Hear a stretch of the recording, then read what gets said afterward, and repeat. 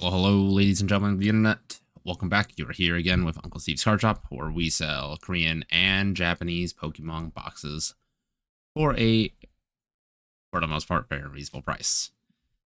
Tariff season has hit us, so that price is going to get a little jarred. Who knows what it's going to end up being, but that's not what we're here today. We're here to continue on for a topic that some people may be interested in: how to start your own Pokemon business. And this is going to be a part 2 from my original part, where I asked you to accrue capital and slowly accumulate stuff to be able to sell from card shows. Still fully believe in that, but you have a lot of choices you have to make here. What do you want to do for your business becomes the sole question of today. There are so many routes you could take when you say the word business and when you do the Pokemon realm. You could do YouTube, you could do rip and ship, you can do selling online, you can do selling online. Actually, it has its own branching path, we'll get to that. You can do freaking, I don't know, vending. That's the one I was looking for. You could do vending, which is pretty fun in all honesty. Then selling online. Selling online also includes rip and ship, of course, which are together. But you could do singles and booster boxes. Technically, you can do anything when it comes to selling online. You could sell your own art even, potentially, or whatever else. I've literally seen people take art from Pokemon cards and just import them onto a piece of art or a portrait. And then, you know what? They try to sell that for what they feel is a fair price. And if people decide to buy it, well, the market dictates what's fair and reasonable price and what is worth buying. What are you guys going to end up doing is your choice. Obviously, I can only tell you what I've decided to do. So what did I decide to do? I've taken a multi-pronged approach, obviously. You see the YouTube channel here. As you can see, YouTube channel is not the highest priority, but it gets brand recognition up, which is good. I'm able to communicate with the people also, which personally feels good to be able to assist any of you that I may be able to help. Pull up. Sorry. I'm also doing way too many fantasy football leagues in all honesty, so I had to make my last pick, and now that draft is over. I digress, let's continue. Recognition becomes a big one. I've had people buy and this feed into the online sales. So selling, let's just make it another color. Make it a nice blue. Selling, YouTube has led to selling of boxes. This by itself has made YouTube infinitely worth it because YouTube cost me $4. Who would have thought?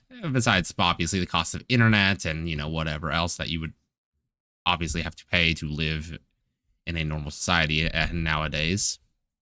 Maybe I'm wrong, maybe I'm not. Feel free to educate me if I am wrong. But because YouTube essentially is a pseudo $0 game, it was free marketing to my selling of boxes, which is just a net happy face premium for me. Outside of that, the other thing I have been doing besides YouTube and selling boxes, I have also sold singles. Singles is a very easy game in a sense because you're just doing the thing. It's just way too time consuming and honestly mind numbing. I am thankful to have Uncle Steve, the co-owner of this business, handling singles for the most part, where I don't have to handle most of this. Obviously, I still make sure I quality check everything, but singles is a free, or not free, but singles is a interesting monster where you could also do it on your own, but we will choose to do it on TCG Player and eBay. Speaking of eBay and TCG Player, where do you get singles and where do you get stuff to actually sell for TCG Player in this? I have decided to vend. Vending is a very fun but time-consuming process. Vending takes up your entire days on the weekend. You will not get days off if you decide to vend.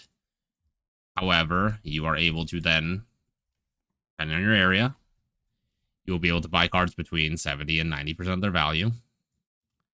Again, depends on your area. Here in California, vending has gotten to the higher end, sadly, than the lower end. Sadly for us vendors, at least.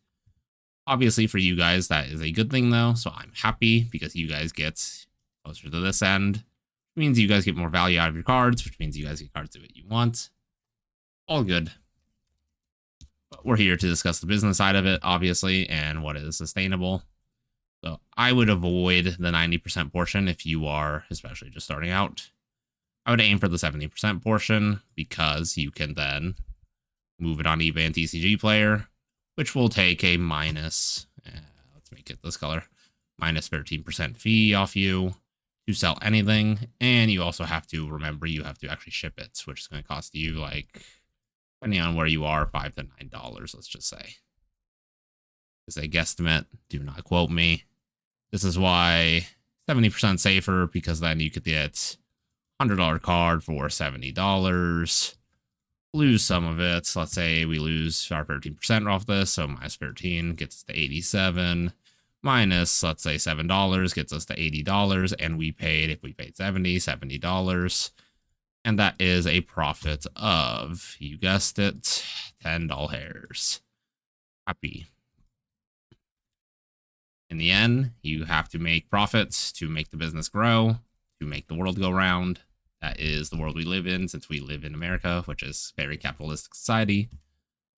Regardless if you love it or don't like it. And that is, in the end, how most societies are going to be, because you guys, just like me, need money to survive, most likely. Especially if you are choosing to watch this video.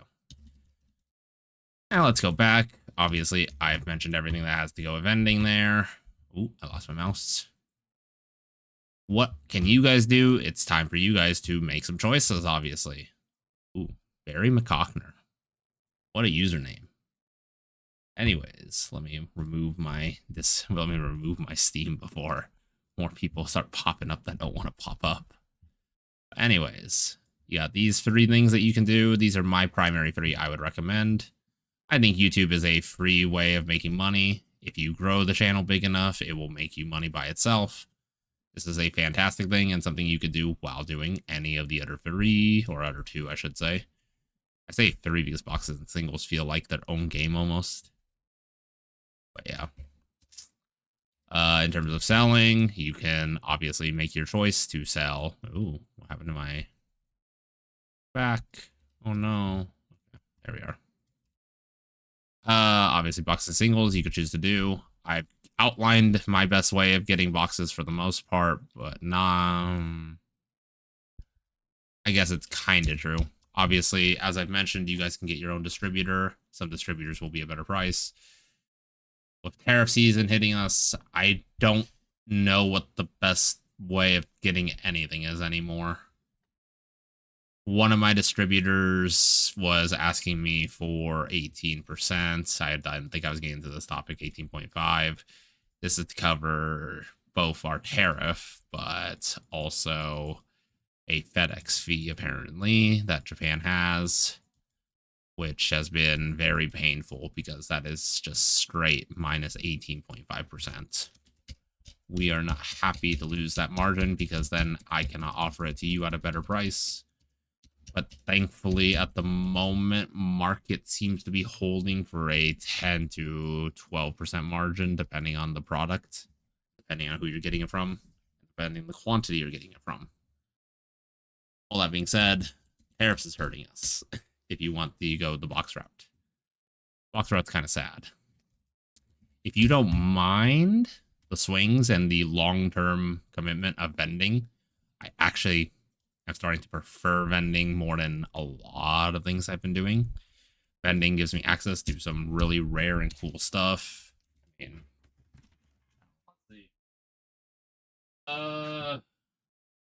just grab a random card that I have from vending last. Ooh, sorry. I hope that did not hurt anyone's ears. I randomly have gotten this from vending. Let's just say, for example, this is a Umbreon Darkrai tag team. This is the 2020 tag team power, I assume, promo. I don't know a ton about this card outside of it looking absolutely sick. And this card is obviously around $2,500 as of recording this video, which you have down there on my screen. So, because you guys get to see actually what's on my desktop for the most part. Yeah, this $2,500. I got to grab it at a pretty reasonable price. In this case, it was a trade for a card that I obtained for around $21.47. About the number, if I recall right. And so I'm making around let's just say, profit. All said and done, I'll make about $350 if it sells for that 2,500 number. Obviously, I have to protect that, but as you can see, the numbers start to become pretty happy the more volume you start to move and the higher quality value cards you get. Vending also gives you access to high quality singles that you can sell for TCG player once again. This is what I do with Shining Gyarados, for example. Shining Gyarados, I've been able to sell for a premium on TCG player. Other products I've been able to sell for a pretty good premium just because people prefer TCG player over eBay sometimes. Depends on their perspective, depends on their preference. But Shinings have treated me well. What else? 151 has treated me well. 151 is super easy to move. You can get it for around 70 to 75%. Obviously aim for 70. I don't like giving 75% unless I'm low on singles. All right, pull up. So $100 worth of singles turns to $87, which you had to pay $75 for, which is what I was trying to say, which becomes $12, which you lose $6 to $7 again, which becomes like $5. This is shipping, like I said, so can't really dodge that. This is your profit. Not the happiest profit margin, but something that you can do. That's why I've done 75% when I'm low on singles.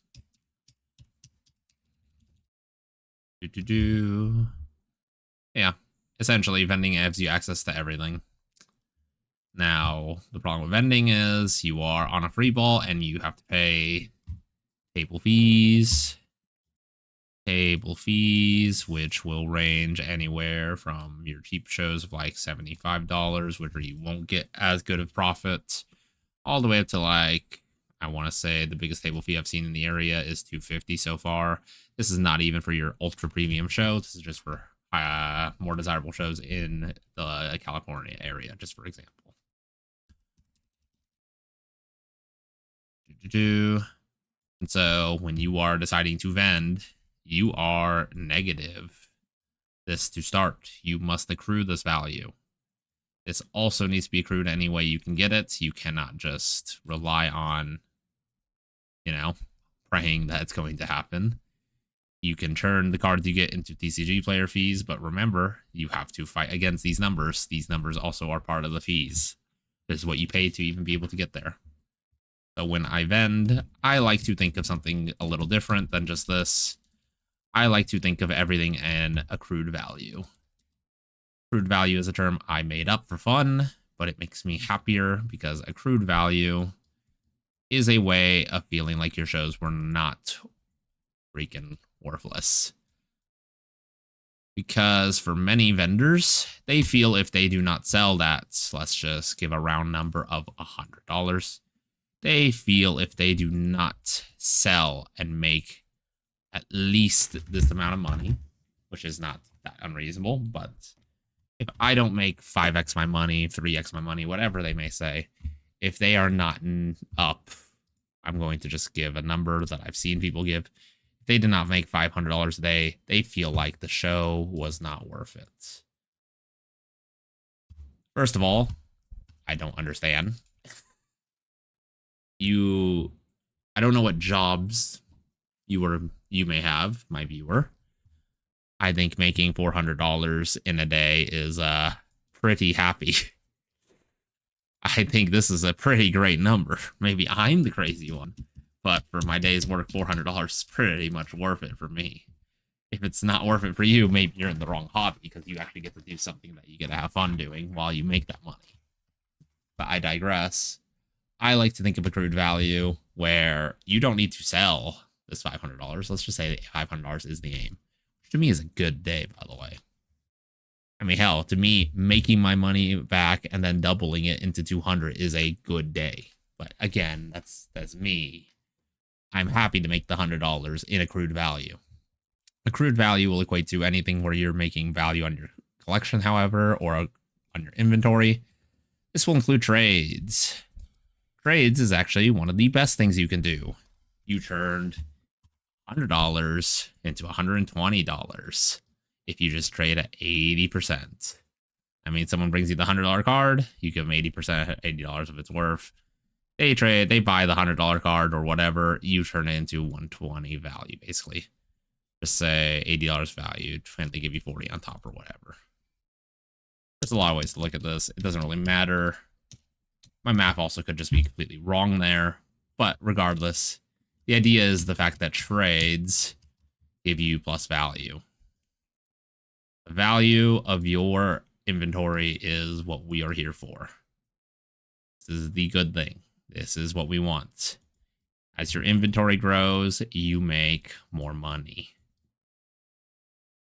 As you make more money, you are able to get more stuff. And stuff makes the world go round. It also lets you guessed it, get more inventory. If you get more value, in the end, it turns in more inventory or better inventory, and we go into the absolute loop. I know I'm deep in this video, by the way, at this point, so I don't expect many people to have made it at this point. If you are here, feel free to leave a comment stating, I don't know, your favorite Pokemon, let's just say. I expect to see 0 comments of it, but who knows? Maybe I'll be wrong. But at this point, I've pretty much jibber-jabbered. I think for you, you have to decide which way you want to go. As for me, since we're talking about starting a Pokemon business, I will just start discussing my own business from this point onward, because this is everything that I've done up to this point. This part 2 is catching you guys up essentially on everything I've decided to do and everything I feel is the best practice. You obviously have your rip and chip option. I have no experience in it. I do not know how easy it is to grow rip and chip. I assume rip and chip has to go to YouTube first. And then at that point, once you get a following, you can have the rip and chip community help you by you going to YouTube and making entertainment, and they just feed each other in an infinite loop.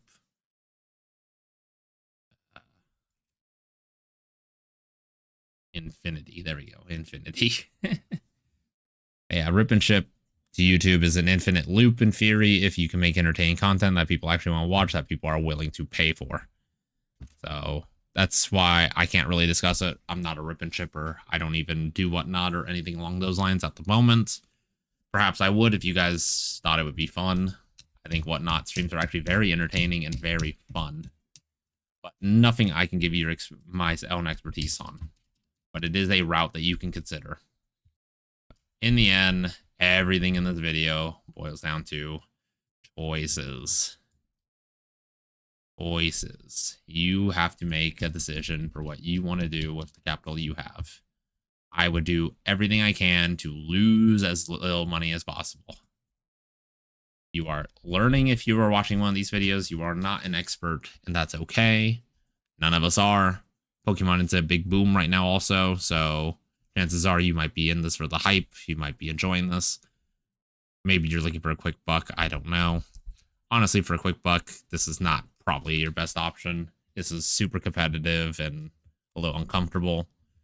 But if you want a quick buck, you could probably just do scalping at that point if you really wanted to, even though I would not condone it. I just think priority is lose as little money as possible. You lose less money, you are more likely to make money in this hobby because vending ends up being that. Outside of this, what else could we discuss for business? One other big one, I suppose, would be investing. Pokemon investing. I do not like individual cards for this. I do not like this. I do not like individual cards. I cannot predict where a card's going to go. You can't predict where a card's going to go. You are putting money in essentially to a single stock. This is not business, or this is not financial advice, by the way, but I have to put that little clarification out there. You're essentially putting it into a single stock, looking into your crystal ball, and hoping that you are right. No one can tell you if you're right or wrong. Absolutely no one. What I can tell you is, historically speaking, boxes, especially English boxes, only have gone up. I do a chart. English boxes have only gone up. I don't know. Let's go 200. You can look at any of the Sword and Shield era. Pretty much all the boxes are up from MSRP. I don't know where MSRP would be. Let's just say it's somewhere like here on the chart. Almost every box basically goes up, and over time you will make money. This is one of the safest ways of actually freaking playing this game, if that's what you want to do. And then your business aspect is the fact that you have old boxes, you cycle them into new boxes after you've held for, I don't know, let's just say 10 years. I don't even know how many years. But as you do that, you can cycle between the two. Because your old boxes have gone up in value. We discuss value again. Your old boxes went up in value. You are happy because it cyclically turns into new boxes, which are going to be a okay value to buy, which eventually turns into, you guessed it, more value. I think that's everything. Most people aren't even going to get to the investing section because I forgot about it till the very end. And I ramble on and on telling you guys whatever I think is right. In the end, I'm here, like I said, to hopefully help you guys learn, hopefully entertain just a little bit for people who are like me and would enjoy this sort of topic, and people who actually want to make this business and want to actually be here for a long time. But yeah, this is just about everything. Thank you again for watching, everybody. I don't know how this video is going to do. It could do absolutely nothing, in all honesty. But I appreciate the viewership. Let me know if there's anything I could comment or help you with. Thank you again for having, or for giving me any of your time, really. Please have a good day.